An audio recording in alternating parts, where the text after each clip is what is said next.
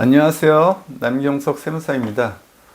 오늘은 부모님과 같이 동거하던 주택상속공제 최대 상속세 신고 시 최대 6억 원 공제 가능한 주택상속공제에 대해서 알아보겠습니다. 주택상속공제 대상자분은 거주자의 사망으로 상속이 개시될 때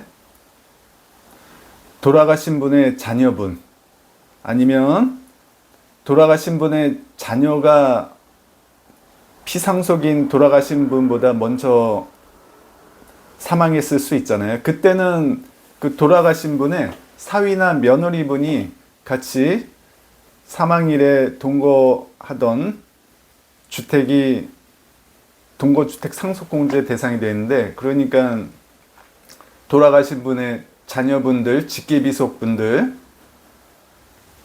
돌아가신 분의 며느리하고 사위가 동거주택 상속 공제 대상이 된다고 이해하시면 되시고, 그 대신 돌아가신 분의 배우자분들은 동거주택 상속 공제 대상이 아닙니다. 근데 배우자분들은 이외로 배우자 상속 공제가 있으니까 요런 좀 이해하시고요.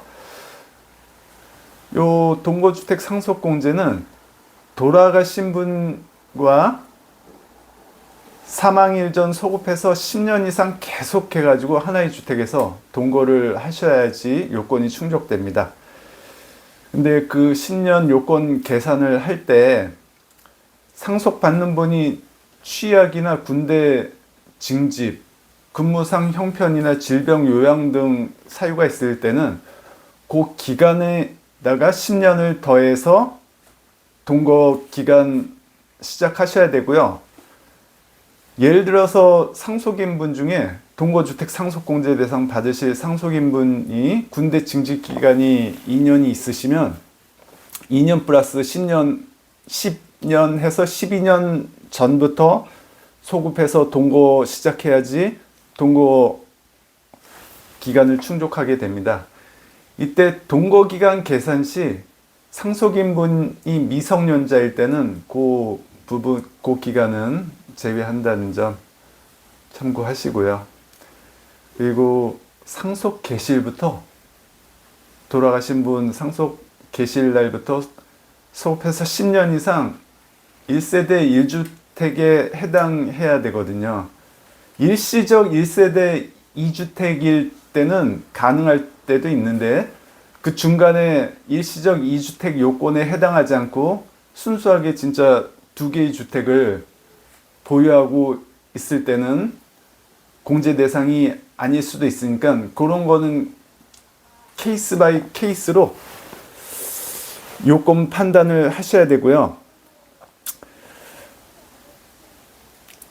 그래도 어쨌든 상속 개시일부터 소급해서 10년 이상 1세대 1주택에 해당해야지 동거주택 상속공제에 해당된다는 점 참조하시고, 오늘은 일단 간략하게 그 정도로 해가지고 설명을 드리고요.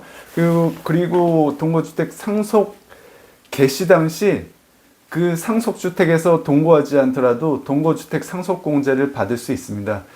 예를 들어서 1세대 1주택 보유하고 있으면서 그 주택 이외에서 돌아가신 날 전세로 동거하고 있더라도, 피상속인분과 상속인분이 동거를 하고 있더라도 동거주택 상속공제를 받으실 수 있고요. 그리고 동거기간 중 그 주택이 재건축 들어갈 수 있잖아요. 재건축 들어갈 때는 임시로 전세로 어디 다른 데서 주택에서 같이 동거를 하실 수 있잖아요.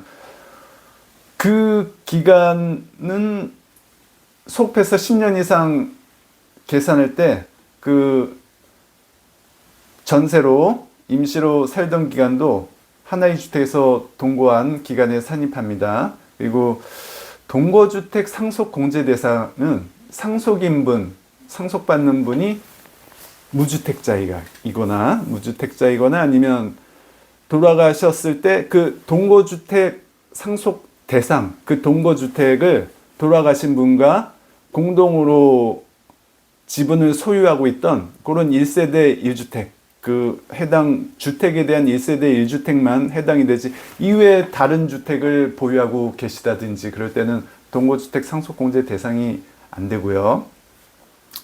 공제 대상 금액은 주택가액에서 해당 주택에 담보된 피상속인의 채무를 차감해서 계산한 금액을 6억 원을 한도로 해서 동거주택 상속공제를 해드리고요. 일반적으로 주택 상속받을 때 자녀 한 분만 계실 때는 그렇게 되는데, 아니면 자녀가 추가로 있을 때는 공동 상속받으실 수 있잖아요.